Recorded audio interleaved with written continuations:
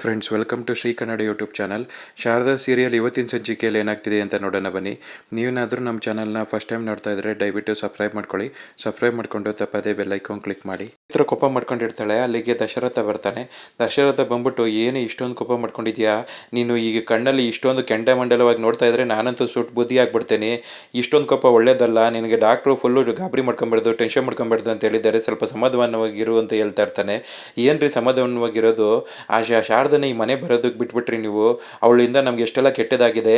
ಅವಳು ನಮ್ಮ ಮಗಳು ಮದುವೆ ನಾಳು ಮಾಡಿದ್ದಾಳೆ, ನಿಮಗೆ ಶೂಟ್ ಮಾಡಿದ್ದಾಳೆ. ಅವಳಂತ ಕೊಲೆಗಾತಿ, ಅವಳನ್ನ ನೀವು ನಮ್ಮ ಮನೆಗೆ ಸೇರಿಸ್ಬಿಟ್ರಲ್ಲ ಅಂತ ಹೇಳ್ತಿರ್ತಾಳೆ. ನೀನು ಶಾರದನ ತಪ್ಪು ದೃಷ್ಟಿಲಿ ನೋಡ್ತಾ ಇದೆಯಾ? ನೀನು ಯಾವತ್ತೂ ಅವಳನ್ನ ಕೆಲಸದವಳ ಥರ ನೋಡಲೇ ಇಲ್ಲ. ಅವಳನ್ನ ನಿನ್ನ ಸ್ವಂತ ಮಗಳು ಥರ ನೋಡ್ಕೊಂಡೆ. ಇವಾಗ ನೋಡಿದ್ರೆ ಅವಳನ್ನ ಈ ಮನೆ ಕೆಲಸದವಳು ಇರೋಗಿರ್ಬೇಕು ಅಂತ ಹೇಳಿದ್ರಲ್ಲ. ಆ ಜ್ಯೋತಿಗೊಂದು ಮಾತು ಕೇಳ್ಕೊಂಡು ನೀವು ಮಾಡ್ತಿರೋದು ಸರಿನಾ? ಈ ಥರ ಮಾಡೋದು ತಪ್ಪಲ್ವಾ ಅಂತ ಹೇಳ್ತಾ ಇರ್ತಾನೆ. ಮತ್ತು ಇನ್ನೇನ್ರಿ ಮಾಡಬೇಕು? ಅವಳನ್ನ ನಿಮಗೆ ಮನೆ ಮಗಳು ಥರ ಇಟ್ಕೋಬೇಕಾ? ಅವಳು ಮನೆ ಮಗಳಲ್ಲ, ಅವಳು ನಮ್ಮನ್ನೆಲ್ಲ ಸಾಯಿಸೋದಕ್ಕಂತಲೇ ಬಂದಿರೋದು. ಅವಳಿಂದ ಯಾವತ್ತೂ ಒಳ್ಳೇದಾಗಲ್ಲ ಅಂತ ಹೇಳ್ತಿರ್ತಾಳೆ. ನಿನಗೆ ಈ ಜ್ಯೋತಿಕಾ ಬಂದು ಅವಳ ಬಗ್ಗೆ ಕೆಟ್ಟದ್ದು ಅವಳು ಮಾತಾಡಿ ನಿಂಗೆ ಅವಳ ಮೇಲೆ ಇನ್ಫ್ಲೂಯೆನ್ಸ್ ಆಗಿ ಅವಳ ಮಾತಿಂದ ನೀನು ಹಿಂಗೆ ಆಡ್ತಾ ಇದೀಯಾ? ನೀನು ಸ್ವಲ್ಪ ಬುದ್ಧಿ ಕಲ್ತ್ಕೊ ಅಂತ ಹೇಳ್ತಾ ಇರ್ತಾನೆ. ಏನ್ರಿ ನೀವು ನಮ್ಮ ಮಗಳು ಹೇಳೋದನ್ನ ನಂಬೋದಿಲ್ಲ, ಶಾರದನ್ನ ಅಷ್ಟೊಂದು ನಂಬ್ತೀರಾ? ನಿಮ್ಮ ಪಾಲಿಗೆ ಏನು ಶಾರದಾನೇ ನಿಮ್ಮ ನಿಜವಾದ ಮಗಳು? ಈ ಜ್ಯೋತಿಕಾ ಎಲ್ಲೋ ಆಚೆಯಿಂದ ಬಂದಿರೋಳು ಅನ್ನೋ ಥರ ಟ್ರೀಟ್ ಮಾಡ್ತಾ ಇದ್ದೀರಾ. ನನಗೆ ನನ್ನ ಮಗಳೇ ಹೆಚ್ಚುರ್ರಿ. ನಿಮಗೆ ಜ್ಯೋತಿಕಾ ಸ್ವಂತ ಮಗಳು, ಇದನ್ನು ಅರ್ಥ ಮಾಡ್ಕೊಳ್ಳಿ. ನಿಮ್ಮ ಮಗಳು ನಿಮ್ಗೆ ಏನೇ ಹೇಳಿದ್ರು ನೀವು ಚೆನ್ನಾಗಿರಲಿ ಅಂತ ಹೇಳೋದು. ಅದನ್ನ ಬಿಟ್ಬಿಟ್ಟು ಈ ಹುಡುಗ ಶಾರದಂಗೋಸ್ಕರ ನೀವು ಎಲ್ಲರೂ ಹಾಳು ಮಾಡ್ಕೊಬೇಡ್ರಿ. ಫಸ್ಟು ನೀವು ಬುದ್ಧಿ ಕಲೀರಿ ಅಂತ ಹೇಳ್ಬಿಟ್ಟು ಬೈದ್ಬಿಟ್ಟು ಅವಳು ಅಲ್ಲಿಂದ ಹೋಗ್ತಾಳೆ. ಆವಾಗ ಶಾರದಂಗೆ ತುಂಬ ಬೇಜಾರಾಗ್ತಾ ಇರುತ್ತೆ. ಅಮ್ಮ ಅಪ್ಪ, ನೀವು ಎಷ್ಟು ಮುಗ್ದ್ರು, ನೀವು ಎಷ್ಟು ನಿಮ್ಮ ಒಳ್ಳೆತನನ ಯೂಸ್ ಮಾಡಿಕೊಂಡು ಈ ಜ್ಯೋತಿಕಾ ಇಷ್ಟೆಲ್ಲ ಆಟಾಡ್ತಿದ್ದಾಳೆ. ನೀವು ಒಂದಲ್ಲ ಒಂದು ದಿವಸ ಅವಳನ್ನ ಬಣ್ಣನ ಬಯಲು ಮಾಡಿ ನೀವೇ ನನ್ನ ಸ್ವಂತ ಅಪ್ಪ ಅಮ್ಮ ಅಂತ ನಿಮ್ಗೆ ಅರ್ಥ ಮಾಡಿಸಿ ನಿಮಗೆ ಮಗಳಾಗಿ ತುಂಬ ಪ್ರೀತಿ ಕೊಟ್ಟು ನಿಮ್ಮನ್ನ ಚೆನ್ನಾಗಿ ನೋಡ್ಕೊತೀನಿ ಅಂತ ಅನ್ಕೊತಾ ಇರ್ತಾಳೆ. ಆದರೆ ದಶರಥಂಗೆ ಟೆನ್ಷನ್ ಆಗ್ತಾ ಇರುತ್ತೆ. ಇವಳಿಗೆ ಹೆಂಗೆ ಹೇಳಿ ನಾನು? ನನ್ನ ನಿಜವಾದ ಮಗಳು ಇವಳು ಅಲ್ವೇ ಅಲ್ಲ, ಜ್ಯೋತಿಕಾ ನನ್ನ ಮಗಳಲ್ಲ ಅಂತ ಹೇಳೋಣ ಅಂದರೆ ನಿನಗೆ ನೋಡಿದ್ರೆ ಡಾಕ್ಟ್ರು ಏನು ಹೇಳ್ಬಾರ್ದು, ಗಾಬರಿ ಆಗೋ ವಿಷಯನೆಲ್ಲ ಹೇಳ್ಬಾರ್ದು ಅಂತ ಹೇಳಿದ್ದಾರೆ. ನೀನು ನೋಡಿದ್ರೆ ಗಾಬರಿ ಆದರೆ ಏನಾರು ಆಗ್ಬಿಡುತ್ತೋ, ಆರೋಗ್ಯ ಹೆಚ್ಚು ಕಡಿಮೆ ಆಗ್ಬಿಟ್ರೆ ಅಂತ ನನಗೆ ಭಯ. ಈ ವಿಷಯನ ನಾನು ಯಾರಿಗೂ ಹೇಳ್ದೆ. ಹೆಂಗಪ್ಪ ನಾನು ನನ್ನ ಮಗಳು ಹುಡುಕ್ಲಿ? ನನ್ನ ಮಗಳು ಎಲ್ಲಿದ್ದಾಳೋ, ಅವಳು ಏನು ಮಾಡ್ತಾ ಇದ್ದಾಳೋ, ಅವಳು ಸುಖವಾಗಿದ್ದಾಳೋ ಅಥವಾ ಕಷ್ಟದಲ್ಲಿದ್ದಾಳೋ ನನಗೆ ಗೊತ್ತೇ ಆಗ್ತಾ ಇಲ್ವಲ್ಲ ಅಂತ ಯೋಚನೆ ಮಾಡ್ತಾ ಇರ್ತಾಳೆ. ಆಗ ಶಾರದಾ, ಅಪ್ಪ ನೀವೇನು ಯೋಚನೆ ಮಾಡಬೇಡಿ, ನಾನೆಲ್ಲ ಸರಿ ಮಾಡ್ತೀನಿ ಅಂತ ಅನ್ಕೊತಾ ಇರ್ತಾಳೆ. ಆತ ಅವ್ರ ಹೆಂಡತಿ ಜ್ಯೋತಿ ಅವ್ರ ಫೋಟೋ ಮುಂದೆ ನಿಂತ್ಕೊಂಡು, ಜ್ಯೋತಿ ನೀನೇ ನೋಡ್ತಿದ್ಯಲ್ಲ ಮನೇಲಿ ಎಷ್ಟೆಲ್ಲ ಏನೆಲ್ಲ ನಡೆದೋಯ್ತು.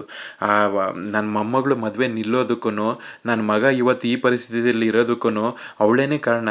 ಅವಳನ್ನ ಈ ಮನೆಗೆ ಸೇರಿಸ್ಬೇಕಾಗೋ ಸಂದರ್ಭ ಬಂತು.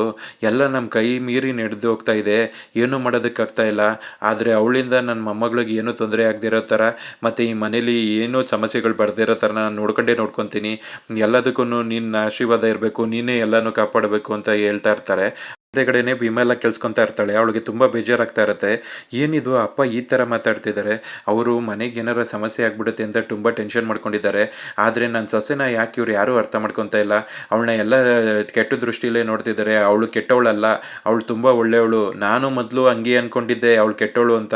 ಆದರೆ ಇವ್ರಿಗೆಲ್ಲ ನಾನು ಹೆಂಗೆ ಅರ್ಥ ಮಾಡಿಸ್ಲಿ ಅಂತ ಯೋಚನೆ ಮಾಡ್ತಿರ್ತಾಳೆ. ಜ್ಯೋತಿ ನೀನೇ ಎಲ್ಲ ಸರಿ ಮಾಡಬೇಕು ಅಂತ ಹೇಳ್ಬಿಟ್ಟು ತಾತ ಅಲ್ಲಿಂದ ಹೊಂಟೋಗ್ಬಿಡ್ತಾರೆ. ಆವಾಗ ವಿಮಲ ಅವರು ಆ ಜ್ಯೋತಿ ಅವ್ರ ಫೋಟೋ ಮುಂದೆ ಬಂದ್ಬಿಟ್ಟು, ಅಮ್ಮ ಏನಮ್ಮ ಮಾಡೋದು? ನನ್ನ ಸೊಸೆ ಎಷ್ಟು ಒಳ್ಳೆಯವಳು ಅಂತ ನಿನಗೂ ತುಂಬ ಚೆನ್ನಾಗಿ ಗೊತ್ತು. ನಾನು ಸೊಸೆ ಎಷ್ಟು ಒಳ್ಳೆಯವಳು ಅಂತ ಗೊತ್ತಿದ್ರು ಇವರೆಲ್ಲ ಈ ಥರ ಅವಳು ಕೆಟ್ಟವಳು ಅನ್ನೋ ಒಂದು ಮೈಂಡ್ಸೆಟ್ಟಲ್ಲಿ ಕೂತ್ಕೊಂಡ್ಬಿಟ್ಟಿದ್ದಾರೆ. ಅವ್ರ ಬುದ್ಧಿನೆಲ್ಲ ಸರಿ ಮಾಡಬೇಕಮ್ಮ. ನಾನು ಮೊದಲು ಇದೇ ಥರ ಅಂದ್ಕೊಂಡಿದ್ದೆ. ಆದರೆ ನನಗೆ ಹೋಗ್ತಾ ಅವಳ ಜೊತೆ ನನ್ನ ಜೀವನ ಕಳೆದ್ಮೇಲೆ ನನಗೆ ಗೊತ್ತಾಯಿತು ನನ್ನ ಸೊಸೆ ದೇವ್ರಂತವಳು ಅಂತ. ಇವಳನ್ನೆಲ್ಲ ಸರಿ ಮಾಡೋ ಅಂಥದ್ದನ್ನು ನೀನೇ ನೋಡ್ಕೋಬೇಕಮ್ಮ. ನೀನೇ ಅವ್ರಿಗೆಲ್ಲ ಒಳ್ಳೆ ಬುದ್ಧಿ ಕೊಟ್ಟು ನನ್ನ ಮನೆ ಸರಿ ಮಾಡಬೇಕು. ಅವ್ರನ್ನ ನನ್ನ ಸೊಸೆನ ಒಪ್ಕೊಳ್ಳೋ ಥರ ಮಾಡಬೇಕಮ್ಮ ಅಂತ ಹೇಳ್ತಿರ್ತಾಳೆ. ಅವಾಗ ಜ್ಯೋತಿ ಅವ್ರ ಫೋಟೋಯಿಂದ ಹೂವು ಬೀಳುತ್ತೆ. ಆಗ ಅವ್ರಿಗೆ ತುಂಬ ಖುಷಿ ಆಗುತ್ತೆ ವಿಮಲ ಅವ್ರಿಗೆ. ನೀನು ಈ ಸಂಖ್ಯೆ ಕೊಟ್ಟಿರೋದ್ರಿಂದನೇ ನಾನು ಅನ್ಕೊತೀನಿ ನೀನೆಲ್ಲ ಸರಿ ಮಾಡ್ತೀಯ ಅಂತ. ಆದಷ್ಟು ಬೇಗ ನನ್ನ ಸೊಸೆ ಈ ಮನೆ ಮಗಳ ಥರ ಎಲ್ರಿಗೂ ಒಳ್ಳೆಯ ದೃಷ್ಟಿಲಿ ಚೆನ್ನಾಗಿರಲಿ, ಎಲ್ಲರಿಗೂ ಒಳ್ಳೆಯವ್ರ ಥರನೇ ಇರಲಿ ಅಂತ ಹೇಳಿ ಕೇಳ್ಕೊತಾ ಇರ್ತಾಳೆ. ಒಂದು ರೂಮಲ್ಲಿ ಬಾಕ್ಸಿಂಗ್ ಬಾಲ್ಗೆ ಹೊಡಿತಾ ಇರ್ತಾನೆ. ಅಲ್ಲಿಗೆ ಶಾರದಾ ಬರ್ತಾಳೆ. ಸರ್ ಏನಿದು, ಯಾಕೆ ಇಷ್ಟೊಂದು ಹೊಡಿತಿದ್ದೀರಾ ಅಂತ ಕೇಳ್ತಿರ್ತಾಳೆ. ಅವನು ಅಲ್ಲಿ ಆ ಜ್ಯೋತಿಕಾ ಮಾತಾಡಿದ್ದು, ಜ್ಯೋತಿಕಾ ಈ ಮನೆ ಶಾರದಾ ಈ ಮನೆ ಕೆಲಸದವಳು ಅಂತ ಹೇಳಿದ್ದು ಅದನ್ನೆಲ್ಲ ನೆನ್ಪು ಮಾಡ್ಕೊಂಡು ಹೊಡಿತಾ ಇರ್ತಾನೆ. ಏನು ಹೊಡಿತಿದ್ದಾರೆ ಅಂದರೆ, ಮತ್ತೆ ನನಗೆ ಕೋಪ ತಡ್ಕೊಳೋದಕ್ಕಾಗ್ತಿಲ್ಲ ಶಾರದವ್ರೆ, ನನ್ನ ಕೋಪನೆಲ್ಲ ನಾನು ಇದ್ರ ಮೇಲೆ ತೀರ್ಸ್ಕೊತಾ ಇದ್ದೀನಿ ಅಂತ ಹೇಳ್ತಿರ್ತಾನೆ. ಓ, ಇದು ಕೊಡದ್ಬಿಟ್ರೆ ನಿಮ್ಮ ಕೋಪನ ಎಲ್ಲ ಕಮ್ಮಿ ಆಗ್ಬಿಡುತ್ತಾ ಅಂತ ಕೇಳ್ತಾಳೆ. ನಾನು ಅವಾಗಿಂದನೂ ಅಷ್ಟೇ, ನನಗೆ ಯಾವಾಗಾರ ಯಾರ ಮೇಲಾರು ಕೋಪ ಬಂತು ಅಂದರೆ ನನಗೆ ಇದು ಕೊಡ್ದಿನೇ ನನ್ನ ಕೋಪನೆಲ್ಲ ಕಮ್ಮಿ ಮಾಡ್ಕೊತೀನಿ ಅಂತ ಹೇಳ್ತಿರ್ತಾನೆ. ಈಗ ಈ ಕೋಪ ಎಲ್ಲ ಏನಕ್ಕೆ ಸರ್, ನೀವು ಸಮಾಧಾನವಾಗಿರಿ ಅಂತ ಹೇಳ್ತಿರ್ತಾಳೆ. ಮತ್ತು ಅವಳು ನೋಡಿದ್ರೆ ಜ್ಯೋತಿಕಾ ಬಂದ್ಬಿಟ್ಟು ನಿಮ್ಮನ್ನ ಈ ಮನೆ ಕೆಲಸದವಳು ಅಂತ ಹೇಳ್ತಾಳೆ. ಅವಳಿಗೆ ಎಷ್ಟು ಧೈರ್ಯ, ನೀವು ನನ್ನ ಹೆಂಡ್ತಿ, ನಾನು ಈ ಮನೆ ಮಗ ಅಂದರೆ ನೀವು ಈ ಮನೆಗೆ ಸೊಸೆ ಅಂದರೆ ಮಗಳಿದ್ದಂಗೆ, ಅದನ್ನು ಬಿಟ್ಬಿಟ್ಟು ನಿಮ್ಮನ್ನ ಈ ಮನೆ ಕೆಲಸದವಳು ಅಂತ ಹೇಳ್ತಾಳೆ ಅಂದರೆ ಅವಳಿಗೆ ಎಷ್ಟು ಧೈರ್ಯ ಇರಬೇಕು. ಅವಳನ್ನ ಮಾತ್ರ ನಾನು ಸುಮ್ಮನೆ ಬಿಡೋದಿಲ್ಲ ಅಂತ ಅದು ರೋಲ್ಗೆ ಹೊಡಿತಾನೆ ಇರ್ತಾನೆ. ಓ ಸಾರ್, ನೀವು ಟೆನ್ಷನ್ ಮಾಡ್ಕೊಬೇಡಿ, ಇಷ್ಟೊಂದು ಕೋಪ ಒಳ್ಳೇದಲ್ಲ. ನೀವು ಮೊದಲೆಲ್ಲ ಎಷ್ಟು ಸಮಾಧಾನವಾಗಿರ್ತಿದ್ರಿ, ಇಷ್ಟೊಂದು ಕೋಪ ಮಾಡ್ಕೊಂಡಿದ್ದು ನಾನು ನೋಡೇ ಇಲ್ಲ. ನೀವು ಇಷ್ಟೊಂದು ಕೋಪದಲ್ಲಿ ಇರೋದು ನೋಡ್ರೆ ನಂಗೆ ಭಯ ಆಗತ್ತೆ. ನಾನು ಹೋಗಿ ದೀಪನ್ ಕರ್ಕೊಂಬರ್ತೀನಿ ರೀ ಅಂತ ಹೇಳ್ತಾ ಇರ್ತಾಳೆ. ಒಂದು ನಿಮಿಷ ಇರಿ ಶಾರದವ್ರೆ ಅಂತ ಕರಿತಾ ಇರ್ತಾನೆ. ಅವಳು ಹೋಗಿ ಆ ರೋಲ್ಗೆ ಹೊಡ್ಕೊಂಡು ಅವನಿಗೆ ಬಂದು ಹಿಂಗೆ ಡಿಚಿ ಹೊಡ್ಕೊಂಡು ಅವ್ರು ಇಬ್ಬರೂ ಹಾಸಿಗೆ ಮೇಲೆ ಬಿದ್ದೋಗ್ಬಿಡ್ತಾರೆ. ಹಚ್ಕೊಂಡು ಅಲ್ಲಿಂದ ರೂಮಿಂದ ಆಚೆಗೆ ಹೊಂಟೋಗ್ತಾಳೆ. ಆವಾಗ ಸಿದ್ದು ಶಾರದನ ನೆನಪಲ್ಲೇನೆ ಆ ರೋಲ್ನ ಹಿಡ್ಕೊಂಡು, ನಿಮಗೆ ಒಳ್ಳೆ ದಿನ ಬಂದೇ ಬರ್ತದೆ ಶಾರದವ್ರೆ, ನೀವು ಈ ಮನೆ ಮಗಳು, ನೀವು ಈ ಮನೇಲಿ ಕೆಲಸದವಳಾಗಿ ಇರಬೇಕಾಗಿಲ್ಲ ಅಂತ ನಾನು ಇವ್ರಿಗೆ ಪ್ರೂವ್ ಮಾಡೇ ಮಾಡ್ತೀನಿ ಅಂತ ಇರ್ತಾನೆ. ವೈದೇಹಿ ಅವ್ರ ಮನೆಗೆ ಬರ್ತಾಳೆ. ಫುಲ್ ಖುಷಿಯಾಗಿರ್ತಾಳೆ. ರೀ ಎಲ್ಲಿದ್ದೀರಾ ಬೇಗ ಬನ್ರಿ ಇಲ್ಲಿ ಅಂತ ಅಂದ್ಕೊಂಡು ಸ್ವೀಟ್ ಬಾಕ್ಸ್ ಇಟ್ಕೊಂಡು ಬರ್ತಾಳೆ. ಅವನ ಪಾಡಿಗೆ ಅವನು ಯೋಗ ಮಾಡ್ತಾ ಇರ್ತಾನೆ. ಅಲ್ಲಿಗೆ ಅವ್ರ ಮಗಳು ಬರ್ತಾಳೆ. ಏನಮ್ಮ ಇಷ್ಟೊಂದು ಖುಷಿಯಾಗಿದೆಯಾ ಅಂತ ಕೇಳ್ತಾ ಇರ್ತಾರೆ. ಆವಾಗ ರೀ ಒಂದು ನಿಮಿಷ ಎದ್ದೊಳ್ರಿ ಅಂತ ಕರಿತಾ ಇರ್ತಾನೆ. ಇರೇ ಧ್ಯಾನ ಮಾಡ್ತಾಯಿದ್ದೀನಿ, ಯೋಗ ತುಂಬ ಒಳ್ಳೆಯದು, ಯೋಗ ಮಾಡಿದ್ರೆ ಪ್ಲಸ್ ನಾವು ಡಯಟಿಂದ ಇತ್ತು ಅಂದರೆ ನಮ್ಮ ಆರೋಗ್ಯಕ್ಕೆ ತುಂಬ ಒಳ್ಳೆಯದು ಅಂತ ಹೇಳ್ತಾ ಇರ್ತಾನೆ. ಅಯ್ಯೋ, ಯೋಗನಲ್ಲಿ ಏನಾರ ಮಾಡ್ಕೊಳ್ಳಿ, ಫಸ್ಟು ಈ ಸ್ವೀಟ್ನ ತಿನ್ನಿ, ನಾನು ತುಂಬ ಖುಷಿಯಲ್ಲಿದ್ದೀನಿ, ನಾನು ಖುಷಿಯಾಗಿರೋ ವಿಷಯ ಹೇಳಬೇಕು ಅಂತ ಹೇಳ್ತಾ ಇರ್ತಾಳೆ. ಅಯ್ಯೋ, ಸ್ವೀಟ್ ಎಲ್ಲ ತಿನ್ನಬಾರ್ದು, ನೀನು ಈ ಸ್ವೀಟ್ ಎಲ್ಲ ತಿನ್ನಬೇಡ, ಆರೋಗ್ಯಕ್ಕೆ ಒಳ್ಳೇದಲ್ಲ, ನಾನು ಸ್ವೀಟ್ ಎಲ್ಲ ತಿನ್ನೋದಿಲ್ಲ, ನಾನು ಯೋಗ ಮತ್ತು ಎಲ್ಲನೂ ಮಾಡಿಕೊಂಡು ನಾನು ಫಿಟ್ ಆ್ಯಂಡ್ ಫೈನ್ ಆಗಿರ್ತೀನಿ ಅಂತ ಹೇಳ್ತಿರ್ತಾನೆ. ನೀವು ಹೆಂಗಾರ ಇರ್ರಿ, ನಾನಂತೂ ಸ್ವೀಟ್ ತಿನ್ನಲೇಬೇಕಪ್ಪ, ನಾನು ತಿಂತೀನಿ ಅಂತ ಹೇಳ್ಬಿಟ್ಟು ನೀವು ಒಂಚೂರು ತಿಂದ್ರಿ ಅಂತೇಳಿ ತಿನ್ಸೋದಕ್ಕೆ ಹೋಗ್ತಾಳೆ. ಅಮ್ಮ ಏನು ಖುಷಿ, ಅದನ್ನ ಫಸ್ಟ್ ಹೇಳು ಅಂತ ಅವಳ ಮಗಳು ಹೇಳ್ತಾ ಇರ್ತಾಳೆ. ಅಯ್ಯೋ, ತುಂಬ ಒಳ್ಳೆ ಖುಷಿಯಾದ ವಿಷಯ ಇದೆ ಅಂತ ಹೇಳ್ತಿರ್ತಾಳೆ. ಅದೇ ಏನು ಅಂತ ಹೇಳಮ್ಮ ಪ್ಲೀಸ್, ನನಗೆ ಟೆನ್ಷನ್ ತಡ್ಕೊಳ್ಳೋದಕ್ಕಾಗ್ತಾಯಿಲ್ಲ, ಫುಲ್ಲು ಎಕ್ಸೈಟ್ ಆಗಿದ್ದೀನಿ, ಬೇಗ ಹೇಳಮ್ಮ ಅಂತ ಹೇಳ್ತಿರ್ತಾಳೆ. ಸಿದ್ದು, ವಿಮಲಕ್ಕ ಇವರೆಲ್ಲರೂ ಮತ್ತೆ ಆ ದೊಡ್ಡ ಮನೆಗೆ ಹೊಂಟೋದ್ರಂತೆ ಅಂತ ಹೇಳ್ತಿರ್ತಾರೆ. ಹೌದಾ, ಅದು ಹಿಂಗೆ ಸಾಧ್ಯ ಅಂತ ಇವನು ಕೇಳ್ತಾ ಇರ್ತಾನೆ. ಅಯ್ಯೋ, ಇದು ಫಸ್ಟ್ ತಾತ ಹೋಗ್ಬಿಟ್ಟು ಅವ್ರ ಮನೆಯಲ್ಲಿ ವಿಮಲಕ್ಕನ ಅವರೇ ಕೇಳ್ಕೊಂಡ್ರಂತೆ, ನೀನು ನಮ್ಮ ಮನೆಗೆ ಬಂದ್ಬಿಡು ವಾಪಸ್ಸು ಅಂತ. ಆವಾಗ ವಿಮಲಕ್ಕ, ನನಗೆ ಸಿದ್ದು ಮತ್ತು ಶಾರದಾ ಬಂದ್ರೇ ನಾನು ಬರೋದು ಅಂತ ಹಠ ಮಾಡಿದ್ರಂತೆ. ಅದಕ್ಕೇ ತಾತ ಒಪ್ಕೊಂಡಿದ್ದಾರೆ, ಅದಕ್ಕೇ ಅವರೆಲ್ಲ ಬಂದು ಆ ಮನೆಗೆ ಸೇರ್ಕೊಂಡಿದ್ದಾರೆ. ನನಗೆ ಅವ್ರು ಆ ಮನೆಗೆ ಸೇರ್ಕೊಂಡ್ರು ಅಂತ ಕೇಳಿ ತುಂಬ ಸಂತೋಷ ಆಗ್ತಾಯಿದೆ ಅಂತ ಹೇಳ್ತಿರ್ತಾಳೆ. ಆವಾಗ ಇವನು ಯೋಚನೆ ಮಾಡ್ತಾ ಇರ್ತಾನೆ. ಅಯ್ಯೋ, ಅವರೆಲ್ಲ ಆ ಮನೆಗೆ ಸೇರ್ಕೊಂಡ್ರ, ಇದೆಲ್ಲ ಸಾಧ್ಯನೇ ಇಲ್ವಲ್ಲ, ಅವ್ರು ಆ ಮನೆಗೆ ಸೇರ್ಕೊಂಡ್ರೆ ನಾನು ಆ ಮನೆಗೆ ಹೋಗ್ಬೋದಾಗಿತ್ತು, ನಾನು ಯಾಕೆ ಇಲ್ಲೇ ಇದ್ದೀನಿ, ಆ ಮನೆಗೆ ಹೋದ್ರೆ ಎಂಥ ಒಳ್ಳೊಳ್ಳೆ ಫೆಸಿಲಿಟಿ ಇರುತ್ತೆ, ಒಳ್ಳೆ ಊಟ ಮಾಡ್ಕೊಂಡು ರಾಜನಂಗೆ ಇರ್ಬೋದು ಅಂತ ಹೇಳ್ತಿರ್ತಾನೆ. ರೀ, ನೀವು ಅಲ್ಲೆಲ್ಲ ಹೋಗಂಗಿಲ್ಲ ಅಂತ ಹೇಳ್ತಿರ್ತಾಳೆ. ನಾನು ಯಾಕೆ ಹೋಗ್ಬಾರ್ದು, ನಾನು ಅಲ್ಲಿಗೆ ಹೋಗ್ತೀನಿ, ನನ್ನ ಹೆಂಡತಿ ಜೊತೆ ಅಲ್ಲೇ ಇರಬೇಕು ಅಂತ ಹೇಳ್ತಿರ್ತಾನೆ. ಮತ್ತೆ ನೀವು ಇಲ್ಲಿರೋದು ಇನ್ನೇನು ಅಂತ ಕೇಳ್ತಿರ್ತಾಳೆ. ಮತ್ತೆ ನಾನು ಇಲ್ಲೂ ಇರ್ತೀನಿ ಚಿನ್ನ, ನಾನು ಅಲ್ಲೂ ಇರ್ತೀನಿ, ನಾನು ಎರಡು ಕಡೆನೂ ಇರ್ತೀನಿ, ನೀನು ತಲೆ ಕೆಡ್ಸ್ಕೊಂಬೇಡ ಅಂತ ಹೇಳ್ತಿರ್ತಾನೆ. ಅಲ್ಲಿಗೆ ಹೋಗೋಂಗಿಲ್ಲ ಅಂತ ಹೇಳ್ತಿರ್ತಾಳೆ. ಇಲ್ಲ, ನನಗೆ ಹೋಗೋದು ಗೊತ್ತು, ನಾನು ಹೋಗ್ತೀನಿ, ನಾಳೆನೇ ಹೋಗ್ತೀನಿ ಅಂತ ಹೇಳ್ಬಿಟ್ಟು ಅವನು ಅಲ್ಲಿಂದ ಹೊಂಟೋಗ್ತಾನೆ. ಆವಾಗ ಅವ್ರ ಮಗಳು ಕೇಳ್ತಾ ಇರ್ತಾಳೆ.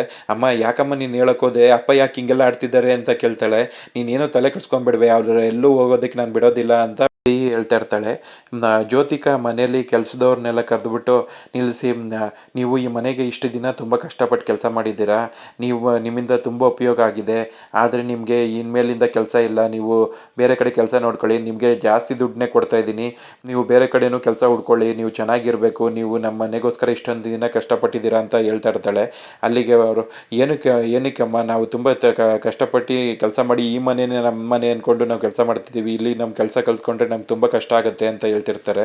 ಆವಾಗ ಅವ್ರ ಅಜ್ಜಿ ಬಂದ್ಬಿಟ್ಟು, ನಿಮಗೆ ಅದಕ್ಕೋಸ್ಕರ ತಾನೇ ಜಾಸ್ತಿ ದುಡ್ಡು ಕೊಟ್ಟಿರೋದು, ನೀವುಗೆ ಬೇರೆ ಕಡೆ ಕೆಲಸ ಹುಡ್ಕೊಳ್ಳಿ ಅಂತ, ಅದನ್ನು ಬಿಟ್ಬಿಟ್ಟು ತಿರ್ಗಿ ಅದೇ ಕತೆ ಹೇಳ್ತಿದ್ದೀರಲ್ಲ ನೀವು ಅಂತ ಹೇಳ್ತಿರ್ತಾಳೆ. ಆವಾಗ ಅಲ್ಲಿಗೆ ಶಾರದಾ ಬರ್ತಾಳೆ. ನಮ್ಮ ಮನೆಗೆ ಇನ್ನೂ ಹೊಸೊಬ್ಬರು ಬಂದಿದ್ದಾರೆ, ಅವರೊಬ್ಬರೇ ಎಲ್ಲ ನೋಡ್ಕೊತಾರೆ, ಅವ್ರಿಗೆ ಈ ಮನೆ ಮಗಳು ಅನ್ನೋ ಸ್ಥಾನ ಬೇರೆ ಕೊಟ್ಬಿಟ್ಟಿದ್ದೀವಿ ಅಂತ ಜ್ಯೋತಿಕಾ ಹೇಳ್ತಾ ಇರ್ತಾಳೆ. ಮೊರೆ ಒಬ್ಬರೇ ಕೆಲಸ ಮಾಡ್ತಾರೆ, ನಾವು ಇಷ್ಟು ಜನ ಮಾಡೋ ಕೆಲಸನ ಒಬ್ಬರೇ ಮಾಡೋದಕ್ಕೆ ಹೆಂಗೆ ಸಾಧ್ಯ, ಅದು ಸಾಧ್ಯನೇ ಇಲ್ಲ ಅಂತ ಹೇಳ್ತಿರ್ತಾಳೆ. ಅದನ್ನ ಅವ್ರು ನೋಡ್ಕೊತಾರೆ, ನೀವು ಯಾಕೆ ತಲೆ ಕೆಡ್ಸ್ಕೊತೀರ ಅಂತ ಜ್ಯೋತಿಕ ಹೇಳ್ತಾ ಇರ್ತಾಳೆ. ಆಗ ಶಾರದಾ ಹೇಳ್ತಾಳೆ, ದಯವಿಟ್ಟು ನಮ್ಮನ್ನ ಕ್ಷಮಿಸ್ಬಿಡಿ, ನನ್ನಿಂದ ನಿಮಗೆಲ್ಲ ಕಷ್ಟ ಆಗ್ತಿದೆ ಅಂತ ಹೇಳ್ತಿರ್ತಾಳೆ. ಅಲ್ಲ ಅಮ್ಮ, ನೀವು ತುಂಬ ಒಳ್ಳೆಯವರು, ನಿಮ್ಮ ಮನಸ್ಸಲ್ಲೂ ದೇವ್ರಂಥವ್ರು ನೀವು, ಆದರೆ ನೀವೊಬ್ಬರು ಇದೆಲ್ಲ ಕೆಲಸನೂ ಮಾಡ್ಬೋದು ಅಂತ ಇವ್ರು ಹೇಳ್ತಿದಾರಲ್ಲ, ಆದರೆ ನಿಮಗೆ ಕಷ್ಟ ಆಗುತ್ತೆ, ನಿಮ್ಮಂಥ ಒಳ್ಳೆಯವ್ರಿಗೆ ಇಷ್ಟೊಂದು ಕಷ್ಟ ಬರಬಾರ್ದಾಗಿತ್ತು. ಅನಿಸಿದವ್ರಿಗೆ ಶಾರದನ ಮೇಲೆ ಕನಿಕರ ಇರುತ್ತೆ. ನಿಮ್ಮ ಒಳ್ಳೆತನಕ್ಕೆ ನಾನು ಯಾವಾಗಲೂ ಚಿರಋಣಿ, ನಿಮಗೆಲ್ಲ ಒಳ್ಳೇದಾಗಲಿ ಅಂತ ಹೇಳ್ತಿರ್ತಾಳೆ. ಆಯಿತು ಹೋಗಿ ಬನ್ನಿ ಅಂತ ಕೈ ಮುಗಿದ್ಬಿಟ್ರು ಕೆಲಸದವರೆಲ್ಲ ಅಲ್ಲಿಂದ ಹೊಂಟೋಗ್ಬಿಡ್ತಾರೆ. ಅಲ್ಲಿಗೆ ಇವತ್ತಿನ ಸಂಚಿಕೆ ಕಂಪ್ಲೀಟ್ ಆಗುತ್ತೆ ಫ್ರೆಂಡ್ಸ್. ನೀವೇನಾದರೂ ನಮ್ಮ ಚಾನಲ್ನ ಫಸ್ಟ್ ಟೈಮ್ ನೋಡ್ತಾ ಇದ್ದರೆ ದಯವಿಟ್ಟು ಸಬ್ಸ್ಕ್ರೈಬ್ ಮಾಡ್ಕೊಳ್ಳಿ. ಸಬ್ಸ್ಕ್ರೈಬ್ ಮಾಡಿಕೊಂಡು ತಪ್ಪದೇ ಬೆಲ್ ಐಕಾನ್ ಕ್ಲಿಕ್ ಮಾಡಿ. ಮುಂದಿನ ಸಂಚಿಕೆ ಒಂದಿಗೆ ಮತ್ತೆ ಭೇಟಿಯಾಗೋಣ ಫ್ರೆಂಡ್ಸ್. Thank you.